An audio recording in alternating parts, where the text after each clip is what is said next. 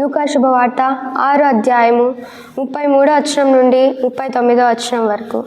యోహాను శిష్యులు తరచుగా ఉపవాసములు ప్రార్థనలు చేసెదరు.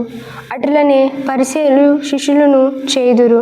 కానీ మీ శిష్యులు మాత్రము తిని త్రాగుచున్నారేలా అని కొందరు యేసును ప్రశ్నించిరి.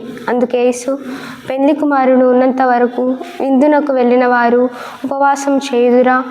పెళ్లి కుమారుడు తమ వెంట ఉన్నంత వరకు ఆ ఇంటి వారి చేత ఉపవాసము చేయింపగలరా? పెళ్లి కుమారుడు వారిని ఎడబాయి కాలం వచ్చును, అప్పుడు వారు ఉపవాసము చేయుదురు అని వారితో పలికెను. యేసు వారికి ఇంకను ఈ ఉపమానమును చెప్పెను. ప్రాతగుడ్డకు మాసిక వేయుటకు క్రొత్త గుడ్డను ఎవరు చింపుదురు? అట్లు చేసిన ఎడల క్రొత్త గుడ్డ చినిగిపోవుటయే కాక అది ప్రాతగుడ్డకు అతుక్కుకొనదు.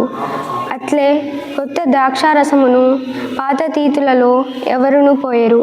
అటుల పోసిన ఎడల ఆ పాత్ర తీతులు పిగులును, ఆ రసము నేలపాలగును, తీతులు నశించిపోవును. కనుక కొత్త రసమును కొత్త తీతులలోనే ఉంచవలెను. పాత రసమునకు అలవడిన వాడు కొత్త రసమును తాగుటకు ఇష్టపడడు. అతడు పాత్ర రసమే మేలు అనును. ఇదేలిన వారి వాక్కు.